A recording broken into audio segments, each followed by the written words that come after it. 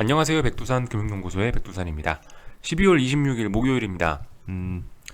어제 이제 크리스마스라 갖고 스키장 또 잠시 또 놀러 갔다 왔는데 이쪽 바닥에 보면 하여튼 재밌는 일들이 많죠. 그러니까 무슨 뭐 어떤 재밌는 특징이 있냐면 작년 겨울에 보고 올해 겨울에 1년 만에 본단 말입니다. 물론 친한 사람들은 여름에 한 번씩 보기도 하지만은 뭐 어쨌든 주식 하시는 분들을 이제 다시 스키장에서 만나는데 1년 만에 첫인사가 그거예요. 야, 올해도 잘 살아남았구나. 그겁니다. 어, 어쨌든 뭐 스키 타면서 그런 얘기들 했어요. 아, 올해도 어려운 장에서 잘 살아남았구나. 아, 이런 식으로 서로 축하를 했는데, 어쨌든 뭐 여러분들도 뭐 연말이니까 이런 얘기 한번 드리겠습니다. 하여튼, 정말 어려운 한 해였죠. 그죠? 정말 어려운 한 해였습니다.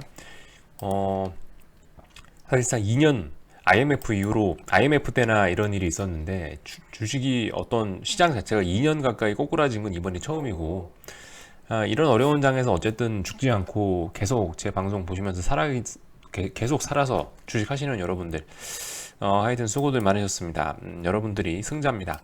살아남아 있으면 어떻게든 뭐 다음번 기회는 찾아오니까 일단 현금 들고 계기해야 돼요. 아시겠죠? 일단은 뭐 돈만 있으면 기회는 널려 있는 게 이 바닥이기 때문에 어, 시드머니 까먹지 않고 어쨌든 잘 살아가면 될 것 같습니다. 이슈와 시황 좀 얘기를 좀 하고 마칠게요. 사실 근데 뭐 미국장도 문 닫고 유럽은 이미 오래전부터 놀고 있고 그다지 뭐 그렇게 사실 전할 말도 없습니다. 전할 말도 없어요. 시장 자체가 그냥 비추세라고 생각을 합니다. 비추세. 연속적으로 좀 빠지나 싶었는데 오늘 또 반등 나오죠, 그죠? 물론 이게 반등의 신뢰도는 낮다고 생각합니다만 이런 거예요. 그냥 뭐 연말이니까 이미 뭐 큰 돈 굴리는 사람들은 전부 다 스키장에서 놀고 있고 뭐 어디 좋은 리조트 가서 놀고 있습니다. 돈을 움직일 주체가 없어요. 큰 돈을 움직일 주체가 없어요. 연말에는 다 휴가가 있기 때문에요. 뭐 없습니다. 그래서 보시다시피 시장이 추세를 가지고 움직이기보다는 이렇게 반등 조그마하게라도 나오는 거고요. 미국장 TVIX 미국장 쪽을 봐도 꺾이겠다는 의지가 없습니다. 제가 어제가 아니고 어제였나요? 하여튼 방송하면서 이런 얘기했죠. 미국장이 보합이 3거래일만 나와도 TVIX 박살나면서 시장 그냥 또 오른다고. 근데 약간 좀 또 그런 경향이 있는 것 같습니다. 뭐 약보합, 강보합, S&P 나스닥 약보합, 강보합, 보합선에서 마감을 해버리니까 뭐 보시다시피 TVIX도 음봉 나오면서요. 또 불안하게 만들고 있죠. 또 들고 계신 분들 불안하게 만들고 있습니다. 양봉 나와줘야 연속적인 뭔가를 기대하는데 보시다시피 거래일 수가 며칠 남았죠. 이거 잘 보셔야 돼요. 이게 이런 게 굉장히 중요한 겁니다.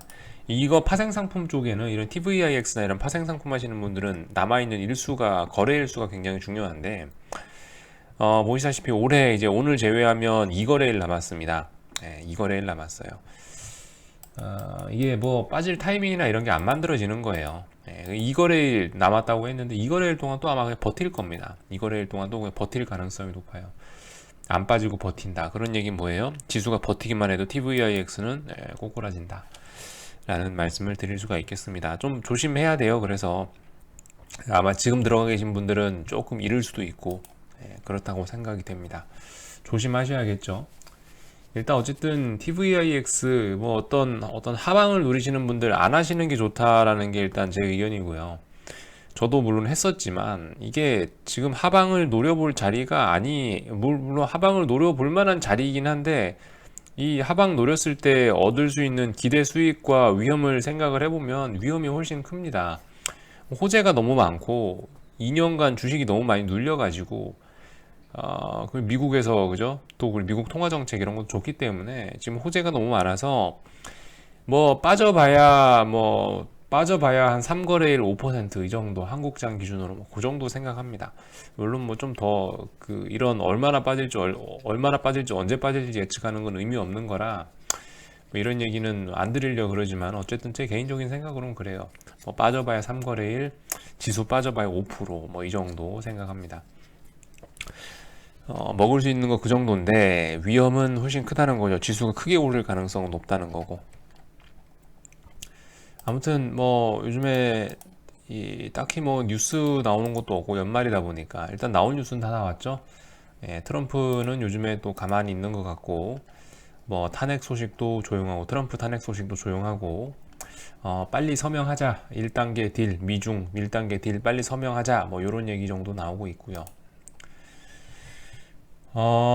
그래서 요즘 그 주도주 쪽 뭐 주식 업종에 관련된 얘기를 조금 하고 마치자면요. 뭐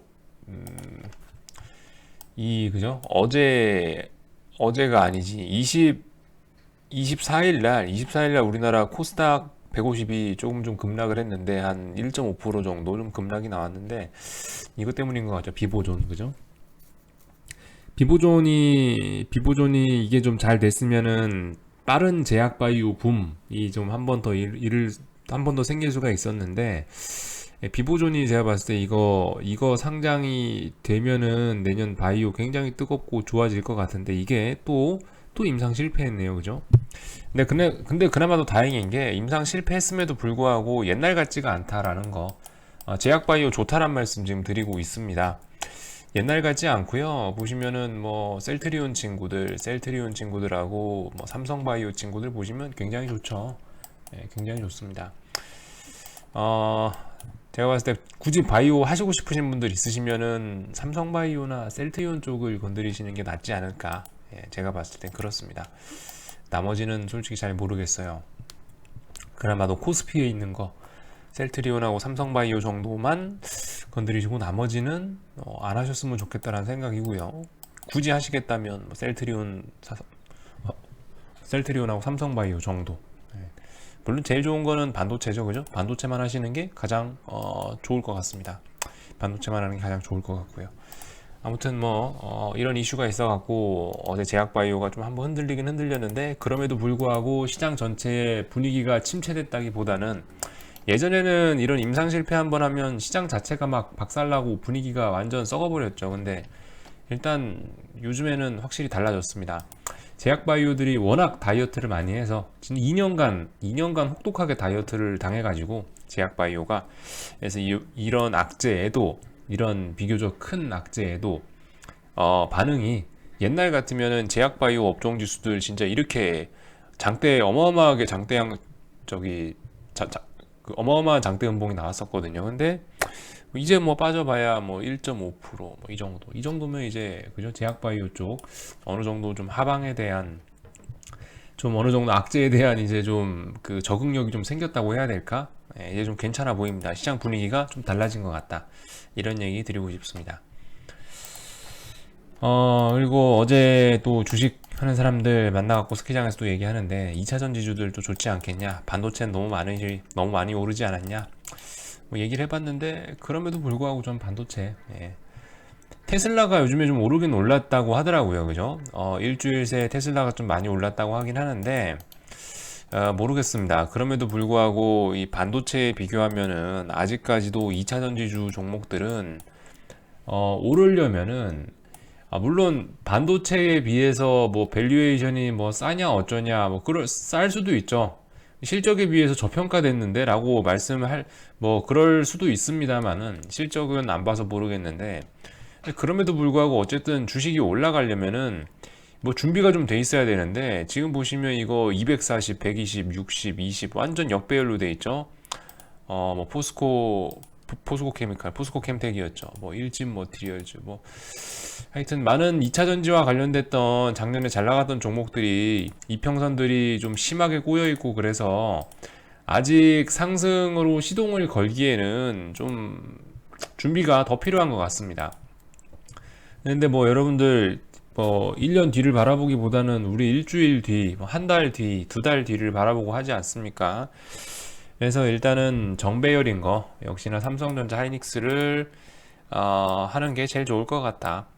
실적이 뭐 어쩌고저쩌고 하는데 사실 이렇게 올랐음에도 불구하고 단기간에 이렇게 올랐음에도 불구하고 이건 기술적인 과잉이지 기술적으로 많이 올랐을 뿐이지 이게 그렇다고 삼성전자가 뭐 밸류에이션이 뭐 가치가 비싸고 고평가가 됐다라고 얘기를 할 수는 없을 것 같아요.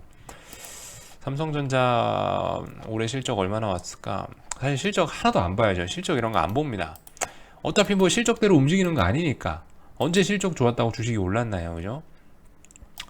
순이익이 많이 줄긴 줄었네요. 20조, 21조, 22조 정도, 2019년에 22조 정도 벌 것으로 예상이 되니까 22조 정도면은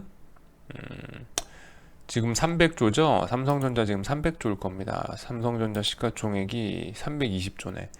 20조, 당기순이익 20조, PER 10배, 10배, 12배, 15배 요 정도 사이에서 왔다 갔다 하는 것 같아요. 글로벌 넘버원 기업인데 뭐 PER 10배에서 15배 사이에 감당 못할까요? 애플하고 뭐 구글 이런 친구들 보면은 제가 알기로 PER 안 받지만 이보다 훨씬 높을 것 같은데, 그래서 여전히 삼성전자는 뭐 삼성전자 하이닉스 이런 친구들은 고평가됐다라고 얘기하기는, 그죠? 아직 기본적 분석에서도 고평가됐다라고 얘기하기는 애매할 것 같습니다. 예. 뭐 기껏 잘 쳐봐야 뭐 적정평가 정도 됐다라는 말씀 드릴 수 있을 것 같고, 오히려 어쨌든 기술적인 측면에서 주식 움직이는 거 보면은 어쨌든 계속 반도체가 탄력적으로 움직이고 내년 수익률을 이끌어 갈 것 같습니다. 별로 할 얘기 없습니다. 예, 별로 할 얘기 없어요. 뭐 미국장이 좀 열리고 이슈가 빵빵 터져야 되는데, 뭐 누누이 말씀드리지만 다 놀러 가서 우리만 일하고 있어요. 우리만 일하고 있고 앞에 공사장도 열심히 공사하고 있네. 아무튼 우리만 일하고 있기 때문에 이슈도 없고, 그래서 더 이상 뭐 딱히 드릴 말씀이 없을 것 같습니다. 뭐 하여튼 한 해 동안 지난 정말 2년간 어려운 장에서 살아남으신다고 다들 수고들 많으셨고,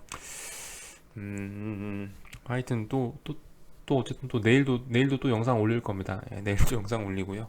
하여튼 궁금한 거 있으시면은 저기 리플로 남겨주시고요. 오늘 방송 여기서 마치도록 하겠습니다.